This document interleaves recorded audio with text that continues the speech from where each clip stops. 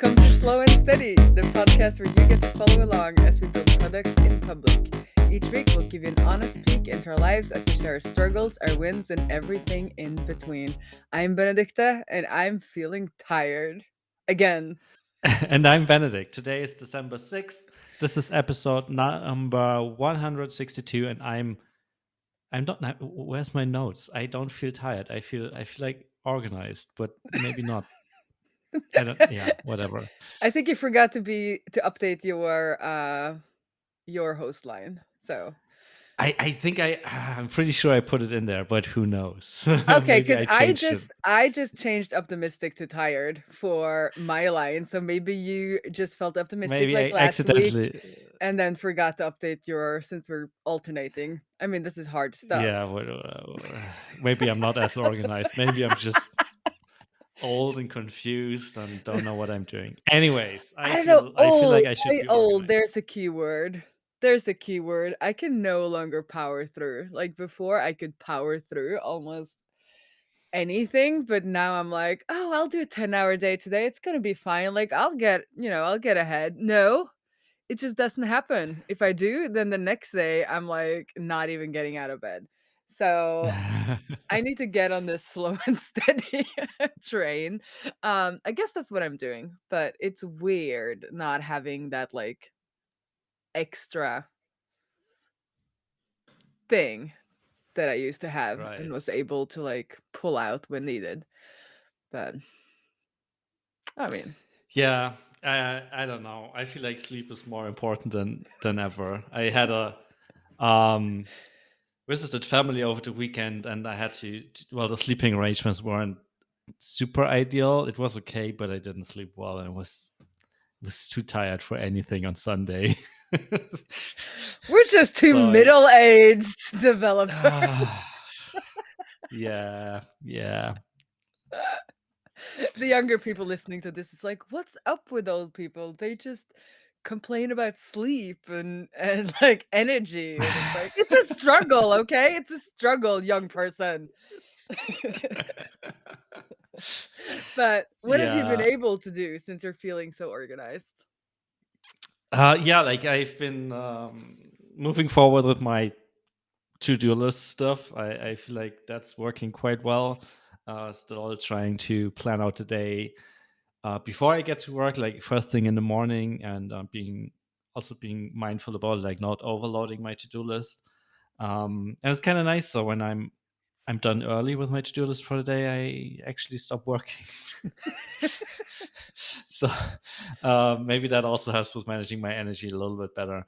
Um, but anyways, I talked about this last week a little bit. So Jane has been doing a lot of customer interviews, and we finally figured out what the next big thing is we're going to work on. It's going to Ooh. be reporting. So basically, stats about how your messages are doing in terms of opens and clicks and deliveries and stuff like that over a certain time period. In theory, we have some of the data these days already, but we're not doing a good job at showing that data. So we only show aggregates over the entire lifetime or like over the entire existence of a message or a broadcast, and we're not breaking those down by date and stuff like that. So the challenge will be to come up with a new database structure to support that, some roll up tables and fancy stuff like that. Um, and then a little bit of UI on top of that, but we're making a deliberate choice not to overthink it and not to make it too complicated. So this shouldn't be a feature that takes ages to build, but maybe a few weeks or so, and that's it, and then roll it out and then build up from there. I guess the interesting challenge will be to get the database schema set up in a way that is like performant and scales for the future. Um, and then we can once we figure that one out, I guess it's relatively easy to add new stuff. So for example, we also want to do like stats for segments over time, so you can see like how how segments grew over time or shrinked over time, and when maybe there was a big influx of people getting into a segment or leaving a segment and stuff like that. But for now, like first step is reporting for messaging, and then let's see what we can do next. So yeah, it's exciting to finally know what the next big thing is. Um, to be honest, it was our hunch that this will be a thing we should do. But it's good to have like some actual feedback from customers that they actually want that and actually looking forward to that. So far no work has been done on it, but at least we know what we should do next. And once I'm done with a little bit of maintenance stuff, I'm going to focus on getting the database set up for that, and then yeah, hopefully we'll report more in the next couple of weeks. So this will then not be it will not be going back, like, you will start collecting the data you need. You don't already have the data you need and will kind of back report?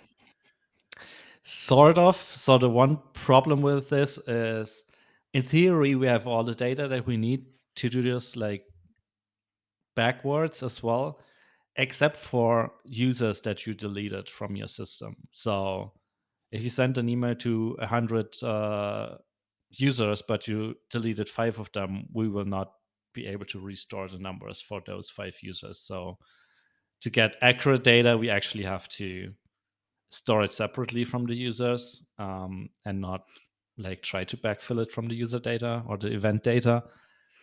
But I guess as a crutch or whatever, to be like to get some helpful data from day one, I guess we just backfill it and then have a note somewhere in the documentation that says, yeah, like it's only 100% accurate after this date, and before that it's more like an estimate.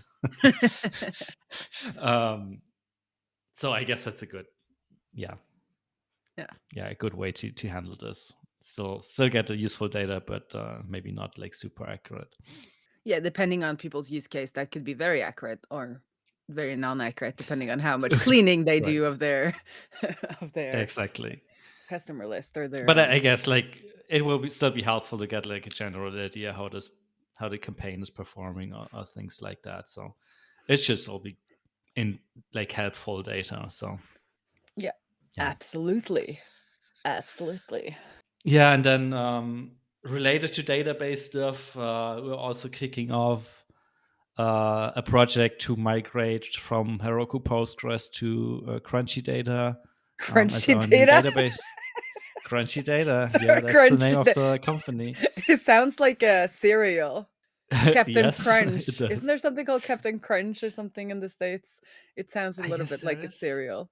They should start It sending out is, yeah. cereal boxes, that would be really funny. Like, when you sign up as a customer, you get, like, a little cereal box Right, yeah, with, that like, would be crunchy fun. data, and then there could be little, like, statistics symbols or something that they could have made.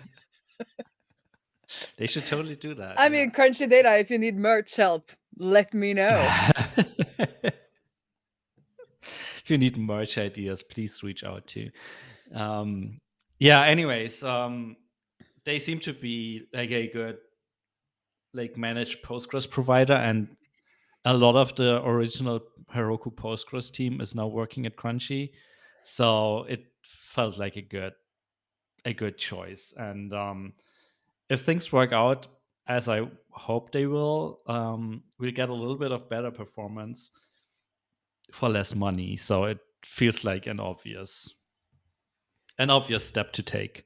Um, and I also figured, because it's December and the Christmas break is coming up, that Christmas break week feels like a good opportunity to do that migration, because things will probably a little bit slower. Maybe Yeah, do you usually see a slowdown over the Christmas breaks, or can you see kind of the holidays in your data?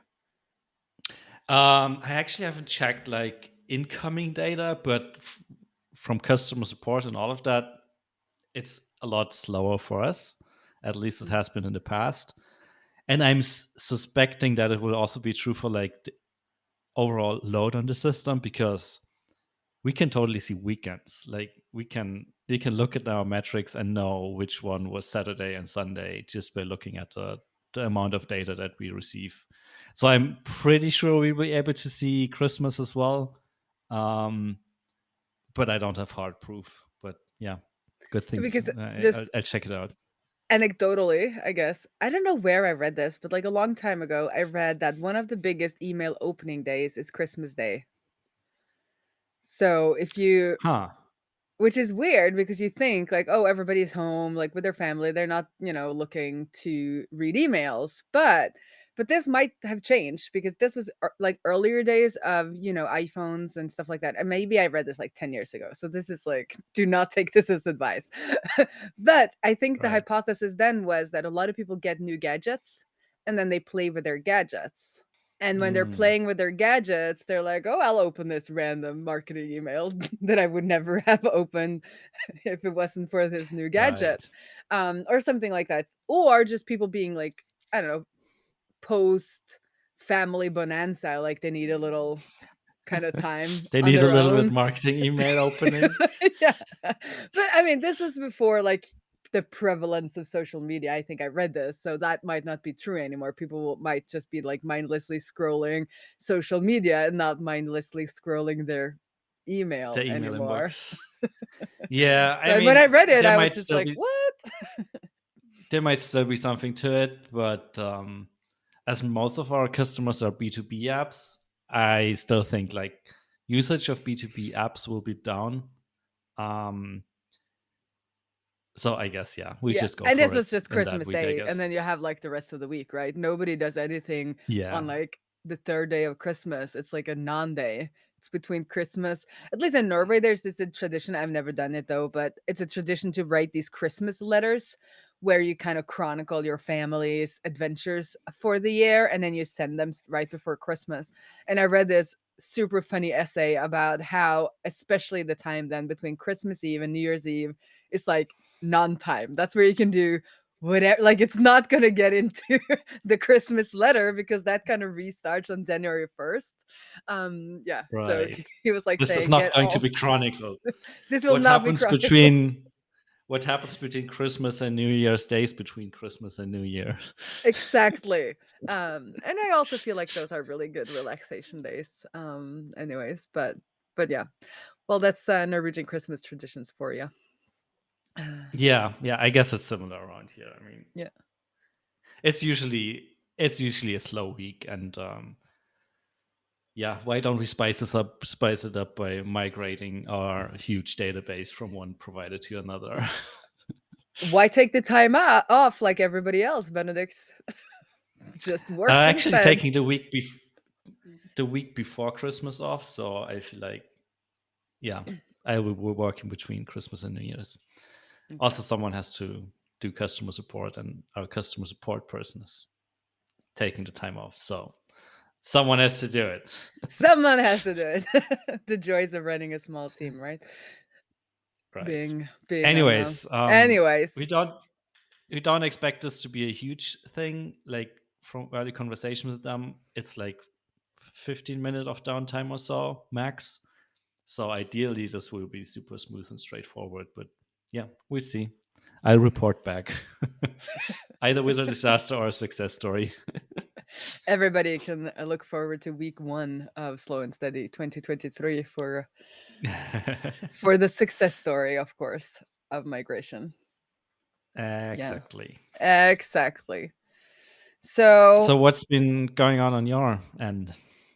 full steam ahead with Prune Your Follows. Uh, it's a lot of fun. People are Nice. unfollowing. I have not aggregated the data either, which is on my to-do list before the product hunt lunch is to create a little section on the marketing page that kind of tallies up how many unfollows have happened in the app since Mm, kind of day one, which I think is starting to be quite a few. Like we have 78 users as of 15 minutes ago or half an hour ago. I checked right before we got on this recording. So that's quite good. And then I think there's like, what was it, like 63,000 or 70, like a lot of our records in the accounts table. So that's kind of fun to see. Like I don't have any production apps that like have a lot of data like that because with POW, everything is encrypted, so everyone has their own little database or like little data storage. But here you can actually I can actually go in and there's like I can see a table with like thousands and thousands of rows, which is which is new for me, which is kind of fun. Which also, you know, leads to new challenges because more users, people use things in different ways.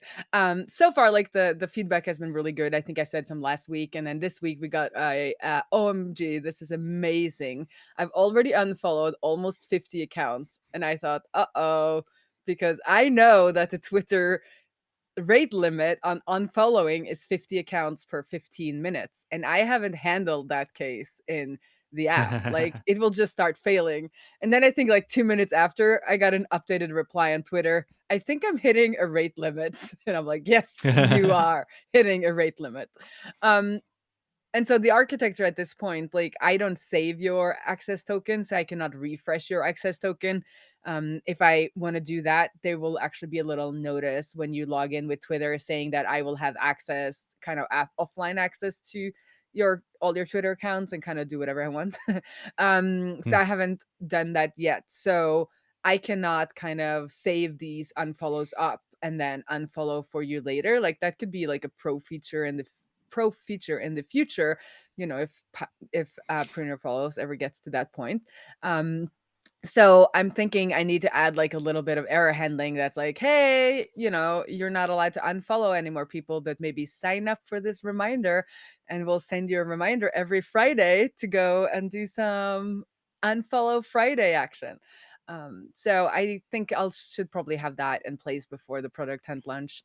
Because it seems like people get into the unfollowing. They're just like unfollow, unfollow, unfollow. Like I was much more like I don't know. I just did a couple and like had to think about who I wanted to unfollow and stuff like that. But some people are just going in there and just like unfollowing, which is cool. Which is cool. Um, but then on the other side of that is also things might fail for a multitude of reasons. It seems like I'm going into Gatsby Cloud and looking at my functions, and it looks like they're not failing, you know, just scrolling through like those logs there. It doesn't really look like things are failing much. But I am guessing at this point I will need to do some logging of some sort, which is not just console logging to the functions on Gatsby Cloud. So, you know, I could use like Sentry, I guess, but then I also thought that I could maybe just do some rudimentary logging to a table in Seda because they market that they have this feature they call analytics platform or metric aggregation where you can like what's like this is marketing copy. I just copied it off. Create extremely performant analytics at scale. From unique counts to averages, slice and dice your data with near real-time aggregations. So I thought maybe I can just like dump it in there and not have to like work with another provider. But you can tell me if that's just stupid or not. That's just stupid.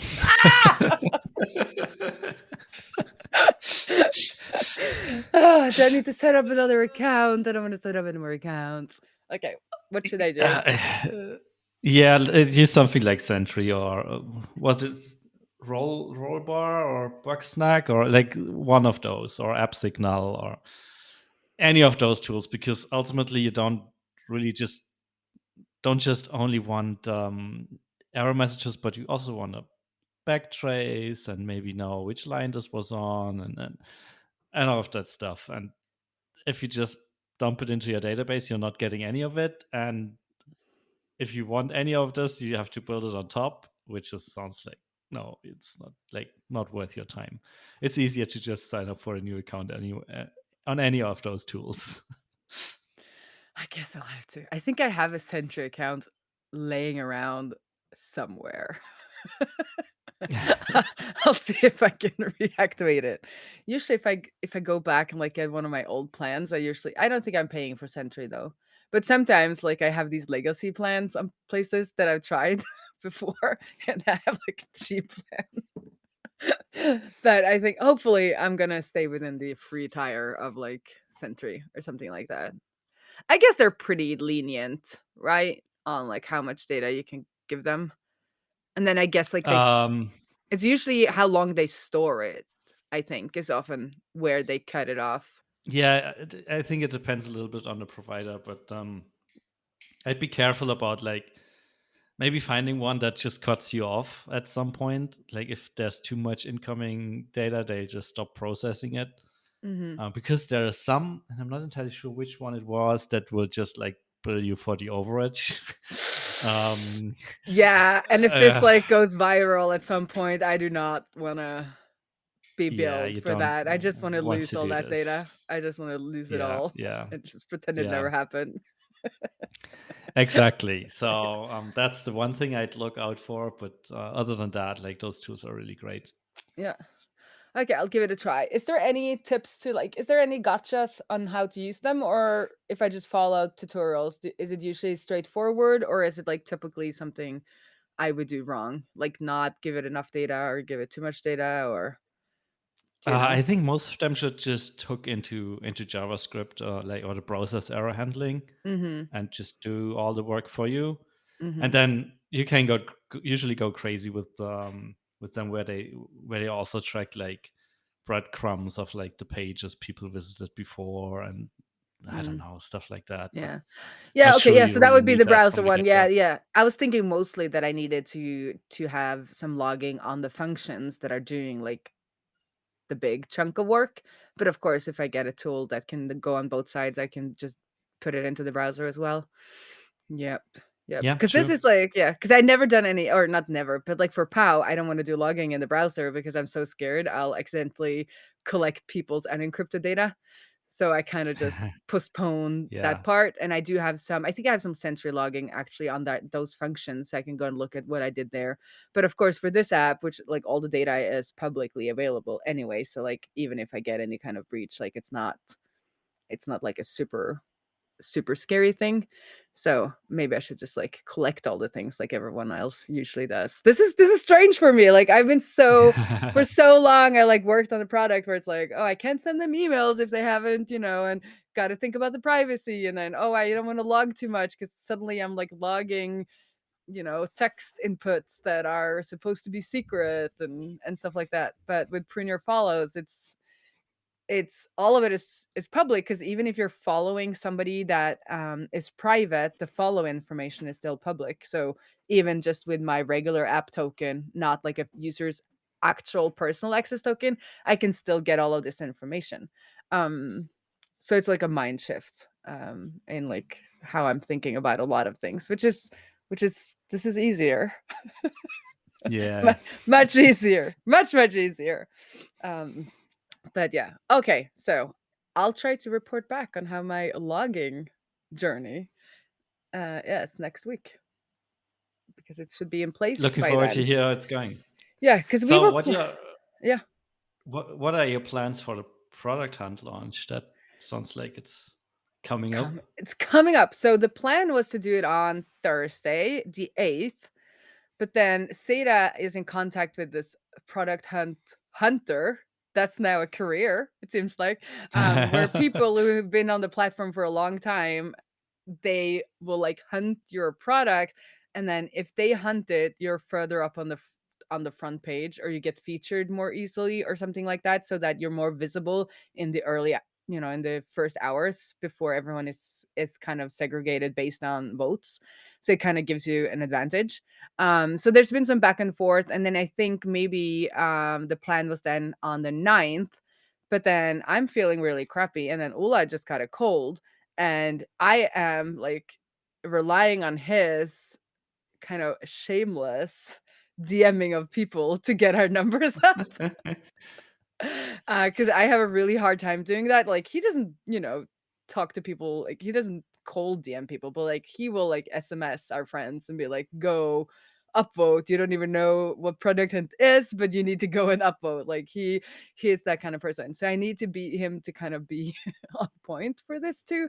And since he's got a cold and like I'm sensing that I might get it, like I yeah. So we haven't decided 100% yet. So this when this podcast comes out, you might go be able to go and upvote right away. Um, but if not, send me DM and I will DM you when you should go and upvote. Um, so other than that, I just need to get a lot of assets ready. There needs to be like a video on top or like a GIF makes it better. And then there's the kind of story behind the product. and then there should be like a comment. I think like I should there should be a description, but then there should also be a comment from me as one of the first comments where I'm like more personal and um and then like keeping the pressure up on Twitter and like in all the communities. So you'll be seeing me if you're in a community with me, I will be spamming you to upvote. Um, but I think that's about it. A friend from one of these communities actually ran through the open. What's it called? That chat bot that everybody's been talking about this week on Twitter. Open Chat chat GPT, GPG, GPT, GPT. GPGB. We'll add the link to the tweet in the description because he kind of ran through what should I do for a successful product hunt launch, and there was some pretty good advice, and I could see where some of it was coming from because somebody had sent me the link to a blog post made by is it Corey Haynes behind SavvyCal, who's like written which seems like a really good kind of um, blog post about what you need to do for product hunt. And I feel like this chatbot, it was like I didn't have time because I was last night. I didn't have time to actually go and compare them, but it sounded very much like Corey's blog post. But still, but then the next question, which I think was much more interesting, is like, what are some good tweets to market Prune Your Follows, which is a tool to unfollow people on Twitter or something like that? Like, pretty straightforward question. And the tweets were so good. I'm like stealing those. I don't remember, but they were like, they didn't say exactly that. They were like, for a calmer feed, unfollow people, use Prune Your Follows. And like there were some really nice phrasings in there that I will just steal. Nice. Because those were good. So that just blew my mind. I haven't had time to play with it anymore. And let's not talk about the ethical implications of these tools, but um the little tweets that came out of it was cool. Yeah, I played around with it as well last week, and part of me is very impressed, and the other part of me is very unimpressed. So I had a good conversation with the chatbot about a pretty complex database architecture issue, and it suggested a solution that didn't make sense to me. So I asked question and it explained it to me, and in the end, it made sense. So that was a good experience in terms of I feel stupid and had to ask the AI to explain it to me. But then on Sunday, for fun, I asked it about recipes to Black Forest Gâteau, like Mhm. um, famous German cake, I guess. And I don't know, it was just stupid. Like the recipe included that you bake the dough, then get it out of the oven, and while still hot, put whipped cream on it, which sounds like the stupidest idea ever. That is the stupidest idea ever. And I complained to it, and it said, "Oh yeah, that's right. The cream will just melt." So I was like, "Yeah, that, and there's also no cherry spirit in it," and it just replaced the cream with cherry spirit. So, You're just gonna which also pour. doesn't sound like a Well, good idea. I mean, that doesn't sound like such a bad idea. I don't know. Like, I mean, a little bit of cherry spirit is nice, but then if you just like don't have any cream and soak it in just cherry spirit, that I don't know. Yeah. Anyways, if you are baking or a confectioner or anything, your jobs are safe. If you're a developer, maybe not so much. But that is super interesting because I've been thinking like a lot about databases for some reasons lately. Probably because I'm, working with data. But also like a lot of the things that we've been talking about back like things that we keep coming back to on the show.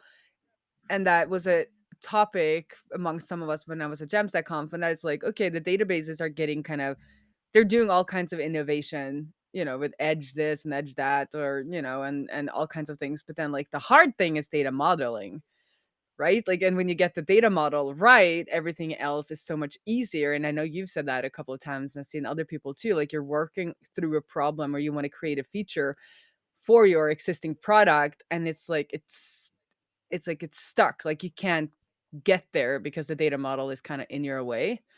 So if we could all chat with this chat bot about our data model.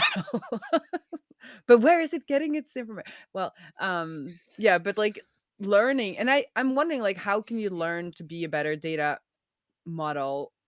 How can you learn to create better data models without, well, I guess you have to put in the work, but like now it's mostly like, oh, you'll just have to do it a lot and experiment. But like how many people get to create like a ton of different products, right? So yeah, like how can we teach it or like help people get better at it? Or me. People, let's just be honest, me. How can I become better at data modeling? That's something I'm thinking about. Send me your best resources, everyone. I guess one part of it, as you said, is just like putting in the work and then like doing more side projects. But I guess the critical part is like doing it for the learning exercise and not for launching a side business. What? Because I You feel say like that's the I don't have to launch everything, every project I do for fun? yes, exactly. That's what I'm saying. Well, now I just feel hurt. I think we just need to stop there. Um, no, but I feel like a lot of the issues that you don't run into in that kind of like play phase of creating a project or product. Because I feel like I got that down, and I also have like the data modeling experience or theory from university and stuff, so I can like I think I'm fairly good at like the initial kind of thinking around it, but then you run into problems, and those problems you don't run into them if they're not in production or like you're adding features, because it's when you're starting to change because of customer demand or like research and you want to add a feature you didn't think about initially. That's when the interesting stuff happens. Yeah, also true. But then again, those are the problems you don't know about until they hit you, right? Yes, but having more experiences with them will probably make you better at them. But then also, how often does this happen if you're actually working on one side project and not a million? Yeah. Well, these were just some not that well articulated thoughts. But if Well, you haven't, I guess the summary is doing more of it is always a good idea. always a good idea. But I would love some resources, and I would love, like, if there is, a 'cause I remember reading some of the patterns books when it comes to software development, which I found really interesting. Like, these are known problems or known things that come up again and again in um when you're developing, and here are some patterns. Like, there's some very very well-known books that I now don't remember around like design patterns. And I'm thinking there should be something similar for, like, databases, like, oh, like tagging of things, like, this happens again and again. Like, there should be kind of recipes or, like, patterns or something. I feel like there should exist, like, a directory resource, something about what you should think about and what are some possible approaches. So if you know Yeah, about something like that, send it my way. yeah, that would be interesting indeed. Oh, 'Cause, like, a yeah. lot of these things are solved by someone many, many, many times. Very true. Yeah, Yeah, I guess that's it. that's it for the entire That's it. week. Nothing else. Nothing else. Nothing else. Okay. Well, in about a couple of minutes, I will be interviewing someone I met at a conference, James Q Quick. He's got 170K YouTube subscribers. That's Oh, 170,000 YouTube subscribers. Which that just blows my mind. I know some people even have more, but that is just insane. And he just went full time on content creation. And since I'm now like in a way in the kind of like DevRel for hire content creation business that I kind of like fallen into, I thought I'll do some research on like how like does the business side of these things work for the people who are doing it on that scale, and just trying to learn as much as I can around how sponsorship works, like how many subscribers do you need to have to start getting good pay? And what do you actually sell? Do you sell like trials or viewership or just the potential to reach a lot of people? Like, how does this all work? I'm going to try to get James to answer these things truthfully on his channel, and it's open for everyone. So that can be interesting to see what other people want to say as well.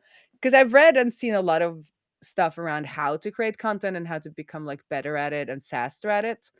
But often, kind of the financial side is often a little bit hush hush. But Yeah. James was like, "I'm open." I was like, "Okay, I'll ask a question on there then. We'll see how that goes." So Cool. cool, and then I can share next week. Awesome. Then good luck with that. Hope it goes well, and then see you around the interwebs. See you around the interwebs. Bye.